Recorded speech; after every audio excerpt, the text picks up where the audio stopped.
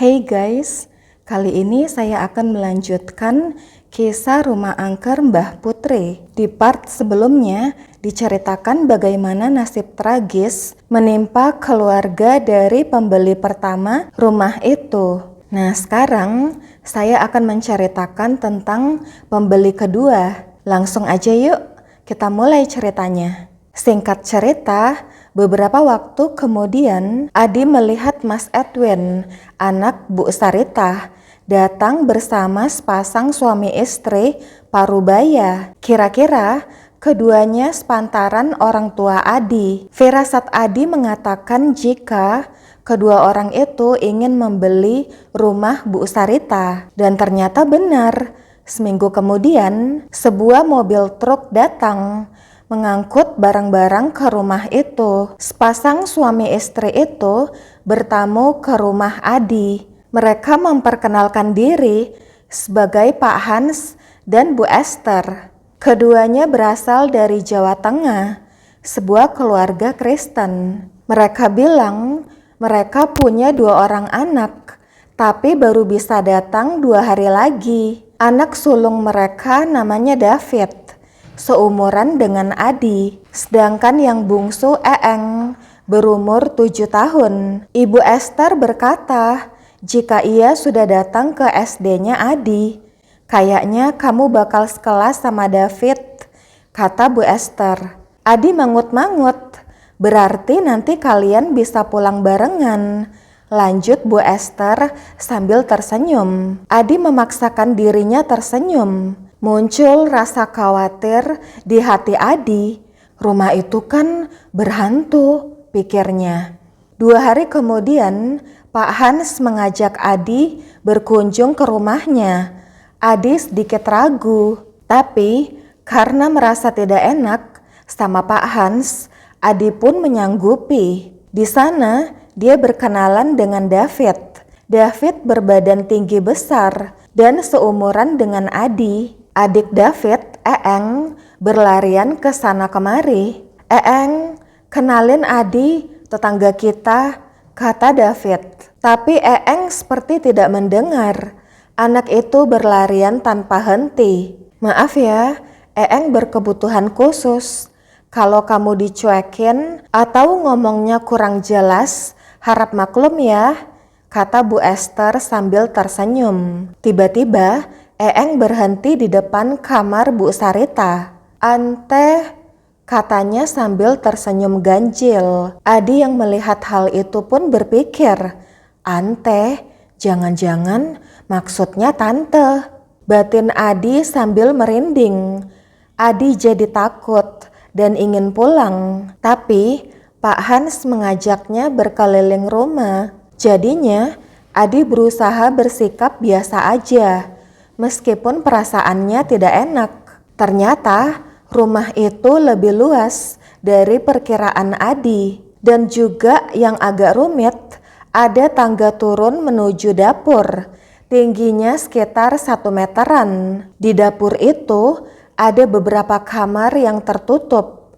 Dilihat dari ventilasi di atas pintunya, ruangan itu gelap gulita. Dapurnya sendiri masih menggunakan tungku dan beralaskan tanah. Kamar mandi terletak paling ujung. Tiba-tiba Pak Hans membuka satu persatu pintu kamar yang ada di dapur itu. Di dalam kamar-kamar itu hanya ada ranjang tua. Bau kamar itu lembab dan apek. Tidak ada jendela di sana. Aneh. Adi cepat-cepat melihat ke arah lain. Perasaannya semakin tidak enak. Setelah berkeliling, David mengajak Adi main game konsol. Di tahun 2005, game adalah hal yang sangat mahal. Dan Adi pingin banget main game. Jadinya, Adi bersedia datang ke rumah itu lagi. Beberapa hari kemudian, di sekolah, David menceritakan jika tadi malam dia terbangun, mau ke kamar mandi. Abis dari kamar mandi, David ke dapur, mau ngambil air minum. Waktu itu David dengar, dari dalam kamar kosong paling ujung, ada suara, krit. seperti suara ranjang reot yang didudukin orang. Kalau cuman didudukin tikus, nggak mungkin suaranya sampai begitu. David yang penasaran mendekati kamar itu. Kriet, bunyi lagi. David yang berani mau ngebuka pintu itu. Tapi tiba-tiba Pak Hans menepuk bahu David, lalu menyuruh David balik ke kamarnya. Keesokan paginya, yaitu tadi, pas mau mandi, David melihat kamar itu digembok. Ayahnya pun melarang semua orang untuk membuka kamar itu. Ternyata di hari itu, ayah David akan keluar kota selama beberapa hari. Si David ngajakin Adi, mau gak nginap di rumahku? Mumpung papa lagi pergi, kita coba buka kamar itu yuk, kata David. Ya gak mau dong si Adi. Adi pun melarang keras David buat buka kamar itu. Tapi dia gak berani cerita tentang kejadian yang menimpa Bu Sarita. Si Adi takut bisa bikin panik keluarga David. Biar orang lain aja deh yang cerita, begitu pikir Adi. Terus pernah suatu hari Adi lagi main game di rumah David. Saat itu David ketiduran, sedangkan Eeng ada di kamarnya. Eeng menempati kamar Bu Sarita. Adi sih maklum, Eeng hiperaktif dan kadang suka pecicilan sambil teriak karena happy. Tapi saat itu kamarnya Eeng gaduh banget, gak kayak biasanya. Makin lama berisiknya makin menjadi-jadi. Adi gondok terus ke kamar Eeng. Pas buka pintu, Adi kaget banget ngeliat si Eeng ngunyah kecoa guys. Kecoanya masih hidup, masih gerak-gerak. Adi langsung lari ngebangunin David. Pas Adi sama David ke kamar Eeng, udah ditelan dong guys kecoanya. Nanti kakak aduin ke mama, kata David. Setelah itu Adi pamit pulang. Nah pas di teras, kamar Eeng itu kan kamar paling depan ya. Di jendela kamar itu si Eeng nyengir ke Adi. Lama, pandangan matanya juga agak aneh, gak kayak biasanya. Tiba-tiba si Eeng bilang, "Ante au ain." Kok kayak kedengeran tante mau main. Begitu pikir Adi. Adi jadi ketakutan. Cepat-cepat dia pergi. Tapi si Adi kepo juga. Pandangannya balik lagi ke belakang. Si David udah mau masuk ke rumah. Si Eeng masih aja ngeliatin dia.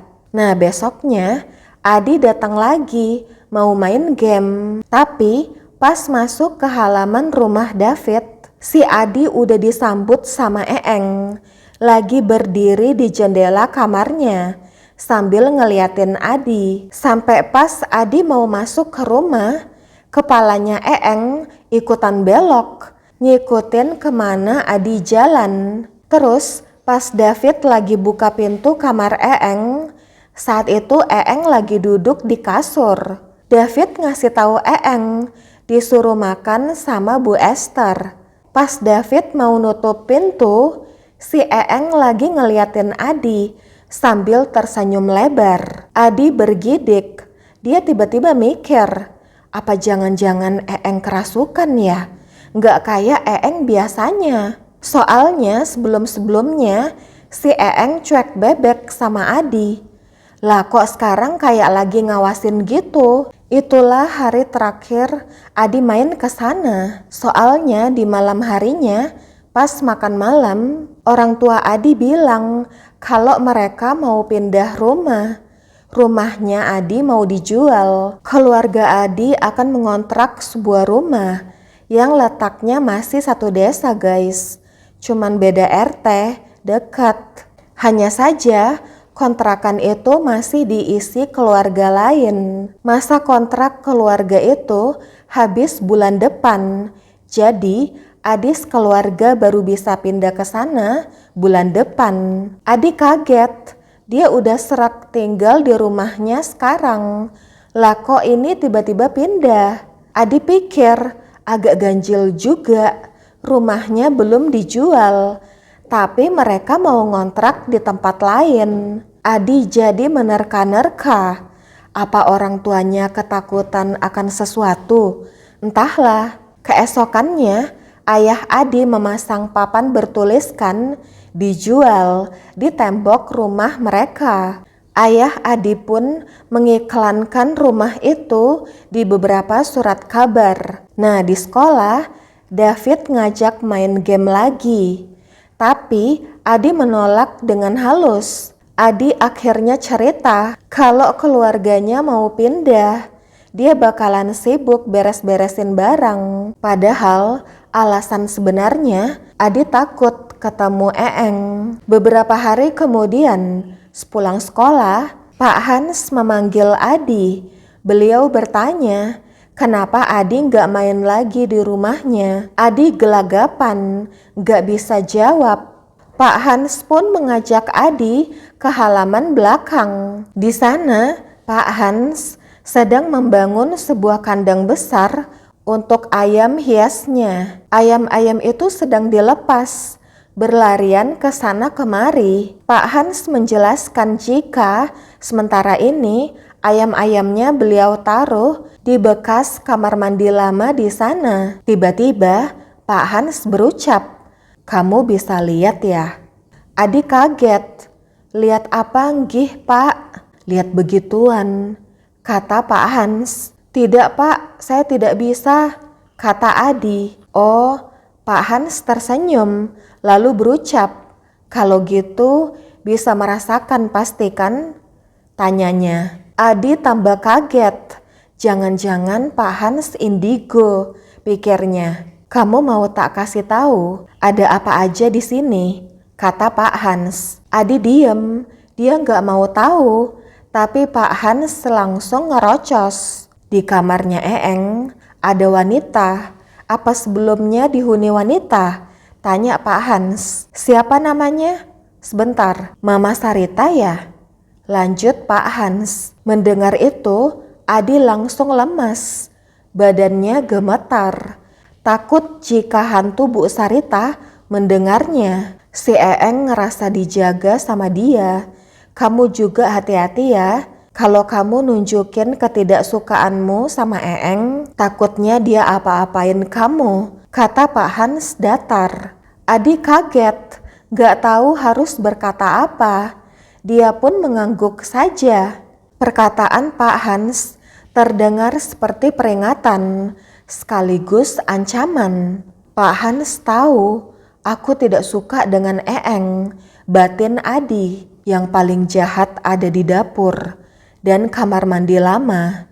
Wajahnya serem, kayaknya penunggu tetap, kata Pak Hans. "Alamak, gak usah dijabarin juga keles," batin Adi sambil mewek. Di kamar-kamar yang ada di dapur, isinya mbah-mbah tua. Gak cuman satu, tapi banyak sekali, kata Pak Hans. Matanya menerawang jauh. "Saya penasaran. Rumah ini sepertinya dibangun di atas tanah pembantaian," lanjut Pak Hans. Kemudian Pak Hans menunjuk pohon jambu air di samping kamar Eeng. "Kamu mau tahu apa yang ada di sana?" tanya Pak Hans. Adi spontan menggeleng, tapi Pak Hans tidak melihat ke arah Adi. Mata Pak Hans masih tertuju ke pohon jambu air itu. Ada kunti merah. Di sebelahnya ada 4 kunti putih. Lanjut Pak Hans. Adi bergidik ngeri, tidak mau menatap ke arah pohon itu. Tahu bedanya? Yang merah itu ganas. Biasanya main fisik. Kayaknya dia gak suka sama saya, kata Pak Hans sambil nyengir. Kami terdiam beberapa saat. Untuk memecah keheningan, Adi pun bertanya, "Bapak gak takut?" "Untuk apa takut? Tuhan menciptakan mereka," ucap Pak Hans. Adi kagum mendengar kata Pak Hans, tapi dia merasa ada yang mengganjal di hatinya. Adi kemudian memutuskan untuk memberitahu Pak Hans tentang Bu Sarita. Nama pemilik sebelumnya memang Bu Sarita, Pak. Katanya beliau meninggoy karena disantet ya? Potong Pak Hans. Bapak tahu dari mana? Tanya Adi. Di kamarnya menyengat bau daun jarak. Dan juga masih ada makhluk yang membawa santetnya, kata Pak Hans. Hah? Yang bener Pak? Tanya Adi kaget. Si Eeng sekarang sedang main sama jinnya. Dia yang menyerupai Bu Sarita. Lanjut Pak Hans. Waduh Pak, Eeng gimana? Tanya Adi tambah khawatir. Tenang aja, makhluk seperti itu tidak akan melukai kita. Mereka hanya disuruh. Kalau mereka bisa melukai semua orang, bisa kacau dunia ini, kata Pak Hans sambil nyengir. Kamu jangan terlalu khawatir, dia cuma mau bermain sama Eeng, lanjut Pak Hans. Tapi Pak, kata Adi, yang jahat mereka atau manusia yang nyuruh? Tanya Pak Hans. Adi tertegun. Manusianya Pak, jawab Adi. Benar, mereka cuman alat untuk mencapai tujuan manusia. Kalau mereka mulai mengganggu, itu karena awalnya terganggu. Di sini kita harus banyak bercermin. Hidup berdampingan lebih baik, kata Pak Hans. Adi merasa omongan Pak Hans memang benar. Tapi Adi masih khawatir. Namun, karena saat itu dia masih anak-anak, masih kelas 5 SD, ya dia bisa apa? Keesokannya, akhirnya Adi datang kembali ke rumah David. Beberapa hari berlalu. Hari itu Minggu pagi. Waktunya film-film kartun tayang di televisi. Di desa itu, yang punya TV bisa dihitung jari. Adi gak punya TV. Jadi dia pergi ke rumah David. Mau nonton kartun. Di sela-sela nonton, David mau ke warung dulu beli cemilan. Nah, pas si David ke warung, si Eeng tiba-tiba teriak kencang. Terus Adi cepat-cepat ke kamarnya Eeng. Pas buka pintu, si Eeng terbaring di lantai. Dia menjerit-jerit. Kaki dan tangannya bergerak-gerak seperti orang ayan. Adi buru-buru mendekati Eeng, tapi tiba-tiba punggung Eeng tiba-tiba tertekuk. Tertekuk berlebihan. Adi bergidik ngeri melihatnya. Takut tulang Eeng patah. Kayak ada tenaga gede yang menekuk badan Eeng. Panik, Adi berlari keluar rumah. Saat itu Pak Hans dan Bu Esther lagi pergi. Untungnya pas di halaman dia ketemu David, baru balik dari warung. Mereka berdua pun segera ke kamar Eeng.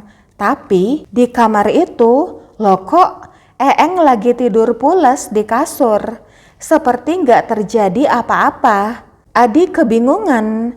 Terus dia jelasin yang tadi dia lihat ke David. Si David iya-iya aja. Ngelihat reaksi David, Adi berencana mau ngasih tahu Pak Hans. Tapi Adi ragu, karena tadi kok Eeng baik-baik saja. Masa iya dia berhalusinasi? Tadi kan nyata banget di depan mata dia. Adi pun menemani David hingga maghrib. Tapi karena Pak Hans dan Bu Esther belum pulang juga, Adi sampai lupa dan pulanglah dia ke rumahnya. Besoknya David nangis sambil cerita kalau orang tuanya mau cerai. Tadi malam David baru tahu kalau selama ini ibunya sangat tersiksa. Pantesan mama kurusan, kata David lesu. David cerita kalau mamanya ngajak pindah rumah lagi, tapi ayahnya menolak karena sudah nyaman tinggal di rumah itu. Bu Esther akhirnya mengalah, tapi ternyata gangguan yang dialaminya semakin menjadi. Adi kaget, loh bukannya yang lalu Pak Hans bilang makhluk-makhluk itu gak bakalan ganggu. David cerita, jika ayah dan ibunya memperebutkan Eeng. Bu Esther memutuskan pergi dari rumah itu bersama Eeng, sedangkan David tetap tinggal bersama Pak Hans. Tapi Pak Hans marah. Pak Hans minta David dan Eeng tetap tinggal di rumah itu. Pak Hans beralasan, hal ini karena Bu Esther tidak bekerja. Yang bisa membiayai David dan Eeng adalah Pak Hans. David sampai bingung harus memilih ibu atau ayahnya. Adi nanya ke David, kenapa ibunya ngotot mau pergi dari rumah itu. Kata David, semalam ibu dan ayahnya bertengkar. David menguping. Dia mendengar jika di badan ibunya ada lebam-lebam biru misterius. Si Adi langsung teringat. Loh kok gejalanya mirip sama Bu Sarita, batin Adi. Dan juga suatu hari saat ayahnya keluar kota, ibunya mengalami ketindihan sampai pagi hari. Badannya ditekan dengan sangat keras. Anehnya, David mengaku jika dia tidak pernah mengalami gangguan seperti ibunya. David juga menyayangkan kenapa ibunya selama ini memilih diam dan tidak menceritakan hal ini kepadanya. Pagi itu, ibunya akhirnya cerita beberapa hari belakangan ibunya mimpi dikepung segerombolan makhluk hitam besar. Ibunya hanya bisa menjerit melihat makhluk itu marah tanpa tahu sebabnya. Itulah sebabnya belakangan ibunya beberapa kali menginap di rumah neneknya. Apalagi ketika tadi malam David menceritakan kejadian badan Eeng ditekuk yang dilihat Adi. Sang ibu semakin khawatir dengan keselamatan David dan Eeng. Namun karena Pak Hans begitu keras kepala, sementara Bu Esther begitu takut tidur di rumah itu, akhirnya Bu Esther mengalah. Dia akan pergi sendiri. Sore nanti, ibunya akan pergi ke rumah nenek David. Karena masih harus bersekolah, mau tak mau David dan Eeng masih harus tinggal di rumah itu. Mendengar cerita David, akhirnya Adi menceritakan kejadian yang dialami Ibu Sarita dan mengatakan jika Pak Hans sebenarnya tahu kalau di kamar Eeng masih ada makhluk halus yang pernah menyantet Bu Sarita. David kaget dan marah. David pun mengaku jika ia tahu kalau ayahnya indigo, tapi membiarkan Eeng sekamar dengan makhluk santet benar-benar di luar nalar. David sangat kesal. Baru saja David akan pulang ke rumahnya, tiba-tiba Bu Esther datang tertatih-tatih. Adi, Bu Maya, teriak Bu Esther menggedor-gedor pintu. Mendengar itu, David dan Adi berlari ke ruang tamu. Kenapa, Ma? Tanya David saat membuka pintu. Eeng mimisan, kata Bu Esther panik. Mimisan? Tanya Mama Adi, baru datang dari arah dapur. Gak berhenti-berhenti mimisannya, ucap Bu Esther. Mereka berempat pun terburu-buru ke rumah Bu Esther. Dan benar saja, di kamarnya Eeng terduduk lemas di tempat tidur, seperti tidak punya tenaga. Terus mengalir dari hidungnya, membasahi celana dan spray. Ati, kata Eeng lemas. Apa, Eng? Tanya ibunya. Ati, kata Eeng sambil tetap terduduk lesu. Adi awalnya mengira maksud Eeng adalah hati-hati, tapi tiba-tiba pikiran buruk muncul di benaknya. Mati? Batin Adi. Tapi segera ditepisnya pikiran buruk itu. Karena Pak Hans sedang pergi, Eeng pun dibawa ke puskesmas oleh Pak Tono, ketua RW desa itu. Bu Esther dan mamanya Adi ikut naik ke mobil Pak Tono. Agak lama mereka pergi David menunggu mereka di rumah Adi. Sekitar 3 jam kemudian, Pak Tono dan Bu Esther pulang. Bu Esther bilang kalau Eeng sekarang dipindahkan ke ruang rawat inap. Beliau pulang untuk mengambil beberapa keperluan. Sementara mamanya Adi menjaga Eeng di rumah sakit. Adi, Tante minta tolong bareng David dulu ya. Tante mau nemenin Eeng di rumah sakit, ucap Bu Esther. Lalu pergi bersama Pak Tono ke rumah sakit. Malam itu, rupanya Pak Hans tak kunjung pulang. Sudah jam 10 malam. Sedari tadi, David celengak-celenguk di teras menanti ayahnya. Fit, kamu nginep di sini aja. Kata mama kamu, papa kamu punya kunci cadangan ya? Tanya mamanya Adi. David mengangguk. Lalu mereka pun bergegas masuk ke rumah. Sebelum masuk, Adi tak sengaja melihat ke arah rumah David. Di samping kamar Eeng ada pohon jambu. Dari pohon jambu itu, Adi melihat ada putih-putih terbang ke arah belakang rumah itu. Adi cepat-cepat balik badan, lalu masuk ke dalam rumah. Esok paginya, Adi terbangun karena mendengar suara gaduh. Lalu terdengar suara yang familiar, suara David. David menangis meraung-raung. Serombongan warga berjalan menuju rumah David. Adi berlari ke sana. Beberapa warga mengucapkan innalillahi wa inna ilaihi rajiun. Adi terpaku. Perasaannya tidak karuan. Ketika ia tiba di pintu ruang tamu, Adi melihat Eeng diselimuti selimut. Wajahnya begitu pucat dan matanya melotot. Di saat itulah Adi paham Eeng sudah meninggoy. Adi begitu menyesal saat itu. Harusnya sejak awal dia harus memberitahu David tentang Ibu Sarita. Dilihatnya David meraung-raung. Lalu dilihatnya badan Bu Esther melorot jatuh, pingsan. Kepala Adi begitu pusing saat itu. Nasi sudah menjadi bubur. Eeng sudah tiada. Pak Hans baru pulang menjelang jam 12 siang.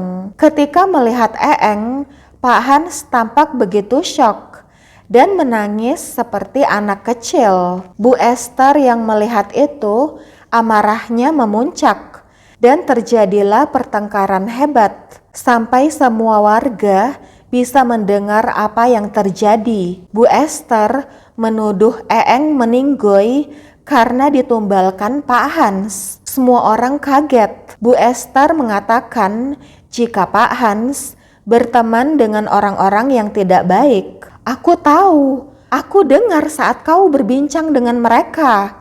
Kalian membicarakan ritual. Sudah kubilang jangan dekati mereka lagi. Tapi kau tak dengar, teriak Bu Esther frustasi. Wajah Pak Hans merah padam, menahan amarah. Bu Esther pun ditenangkan warga. Namun, saat itu juga Bu Esther berkata akan pergi bersama David.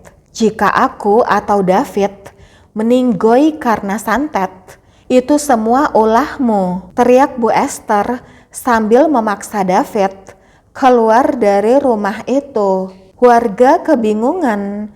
Jenazah Eeng baru saja akan dibawa ke rumah duka, tapi Bu Esther malah pergi. Singkat cerita, Eeng pun dibawa ke rumah duka. Saat pemakaman Eeng, Bu Esther dan David datang, tapi tidak bicara sedikit pun dengan Pak Hans. Pada akhirnya, Pak Hans pindah dari rumah itu. Rumah itu pun kosong kembali. Keluarga Adi pun jadi pindah. Namun, Adi masih sering ke rumah lamanya, sekedar main atau bersih-bersih bareng orang tuanya. Bersambung ke part 3.